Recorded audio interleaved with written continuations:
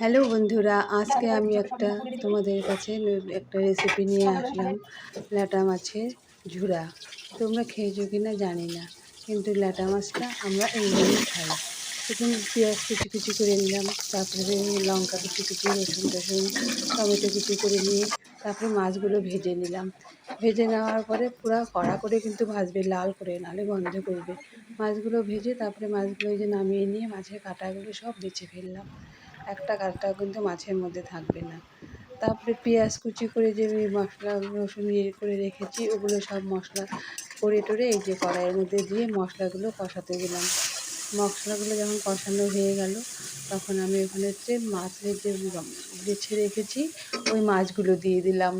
মাছগুলো দিয়ে আবার মশলাটা ইয়ে করলাম, ভাজলাম। ভাজার পরে তোমরা যদি ঝাল খাও তাহলে আবার পরে কুচি কুচি করে লঙ্কা দিতে পারো, কারণ আমি একটু ঝাল বেশি খাই, তাই একটু কুচি কুচি করে লঙ্কা দিলাম। তারপরে আবার একটু ভেজে নিলাম, ভেজে নিয়ে আবার জল দিয়ে দিলাম। দিয়ে দেওয়ার পরে জলটা ফুটলো, এবং ফোটার পরে জলটা যখন ফুটিয়ে আসবে, তখন দেখবে যে জলটা ইয়েটা লাল হয়ে আসবে, মাছের ইয়েটা, তখন দেখবে ওটা আবার যখন নরম হয়ে যাবে, শক্ত হয়ে যখন তেল ছেড়ে দিবে, তখন তেলটা ছেড়ে দেওয়ার পরে তোমরা এটা মাছটা ভেজে নামিয়ে নিবে, দেখবে কেমন সুন্দর লাগে খেতে। আমরা ল্যাটা মাছ তো সবাই ভালো বেশি পছন্দ করে না, তাই জন্য আমাদের বাড়িরও কেউ পছন্দ করে না, তাই আমি এভাবেই করি। এভাবে করলে তোমরা খেয়ে দেখতে পারো, খুব সুন্দর লাগে কিন্তু রেসিপিটা।